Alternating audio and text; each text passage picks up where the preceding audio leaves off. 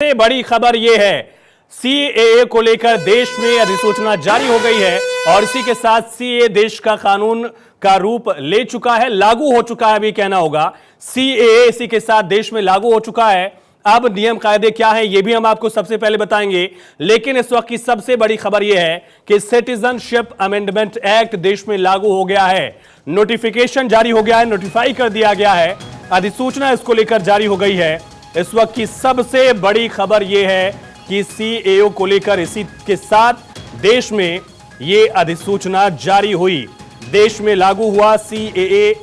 ये बड़ी और अहम खबर 2019 दिसंबर में संसद से इसे पास किया गया था और उसके बाद लंबा प्रदर्शन का दौर भी देखा गया, लेकिन सरकार ने कहा इसे लागू ही करेंगे और चुनाव के ऐलान से ठीक पहले सीएए को लेकर अधिसूचना देश में जारी की गई। इस वक्त की सबसे बड़ी खबर है, लोकसभा चुनाव के ऐलान से ठीक पहले सीएए को लेकर अधिसूचना देश में जारी हुई।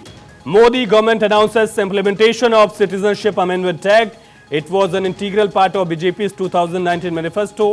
2019 में मैनिफेस्टो में भी बीजेपी ने इसको लेकर ऐलान किया था और उसको लेकर 2019 में ही बीजेपी सरकार में जब दोबारा आई तो उसको लागू किया, दरअसल संसद से पास किया गया और अब इसे लागू किया गया है।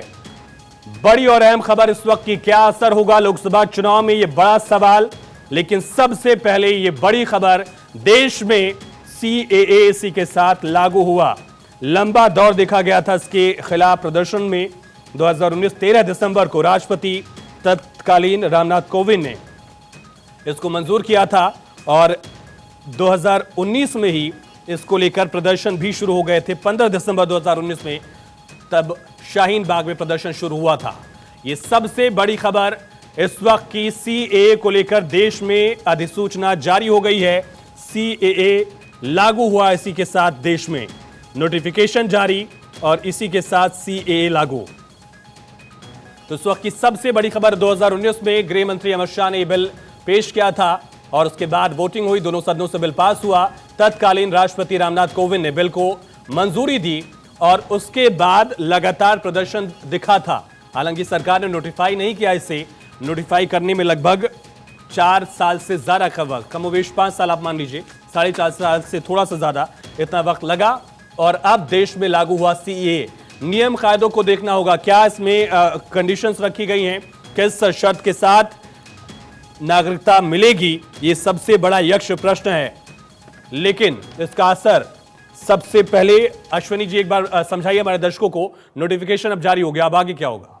देखिए, बिल्कुल जो लोग आए हुए हैं उनको आइडेंटिफाई किया जाएगा, उनको भारत की नागरिकता दी जाएगी, चाहे वो अवैध रूप से आए हों, चाहे किसी भी तरह भारत के किसी भी हिस्से में। तो जो नोडल ऑफिसर्स होंगे, उन नोडल ऑफिसर्स के सामने वो लोग जाएंगे, अपने आप को बताएंगे। अब भारत के बांग्लादेश, अफगानिस्तान और पाकिस्तान से आए हुए रिलीजियसली परसिक्यूटेड माइनॉरिटीज के लोग हैं जो इन हिस्सों में रह रहे हैं, उनका इलेक्शन आई कार्ड भी बनेगा, उनको आधार कार्ड भी मिलेगा, प्रधानमंत्री आवास योजना की सुविधाएं भी मिलेंगी और तमाम वो सारी सुविधाएं मिलेंगी जो भारत के एक नागरिक को मिलती है। हाँ, मोड एंड मैनर जो है, जो नोटिफिकेशन है, अभी वो हम लोगों के सामने आया नहीं है कि क्या तरीके होंगे उसको आइडेंटिफाई करने के, वो अभी आएगा। लेकिन एक बात समझिए, इसके पहले भी जो सिटीजनशिप एक्ट है उसके मुताबिक नागरिकता मिलती रही है, चाहे 11 साल से ज्यादा समय से वो भारत में रह रहा हो या किसी गवर्नमेंट सर्विस में हो या वो किसी भारत में उनके मदर या फादर में से कोई एक हो या उसकी मैरिज हुई हो, कुछ जो तो तमाम जो कॉन्स्टिट्यूशन में प्रोविजंस है वो है। नंबर 1। नंबर 2,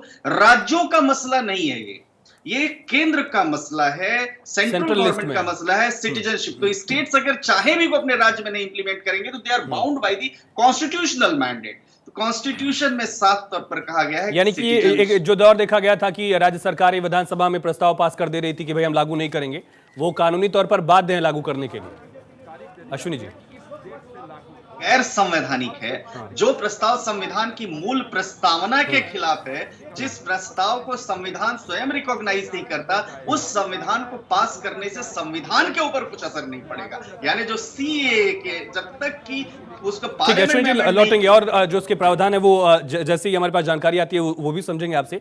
लेकिन अक्षय, क्या जानकारी, फिलहाल अधिसूचना जारी हो गई, नियम कायदे कब तक सामने आ जाएंगे?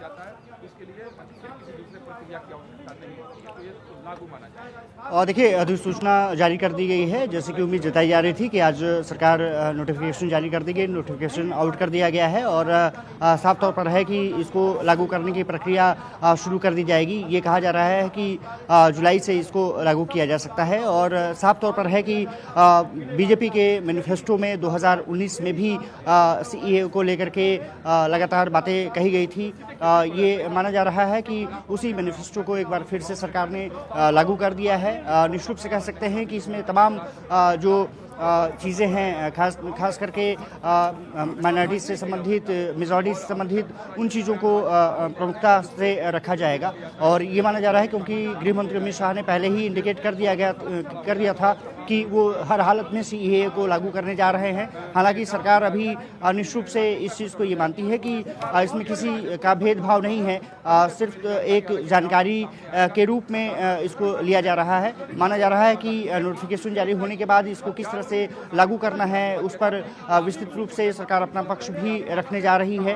तो ये एक तरफ से सरकार की तरफ से या बीजेपी की तरफ से अगर कहा जाए तो जो 2019 में मैनिफेस्टो में अपनी बातें रखी गई थी उसको पूरा करने की कवायद के रूप में देखा जा रहा है। और निश्चित रूप से इसमें एक चीज़ें ज़रूर निकल कर सामने आ रही है कि इसमें किसी के साथ भेदभाव की बातें नहीं हैं, बल्कि इस नोटिफिकेशन के जरिए ये निश्चित रूप से सरकार ने संदेश देने की कोशिश की है कि वो जो कमिटमेंट लगातार करती रही है उस पर वो खरी भी उतरती है। तो सिर्फ वादे नहीं, दावे नहीं, बल्कि हकीकत में अमली जामा किस तरह से बनाया जाता है, ये मोदी सरकार ने एक बार फिर से ठीक है अक्षय, आप नजर बना के रखिए।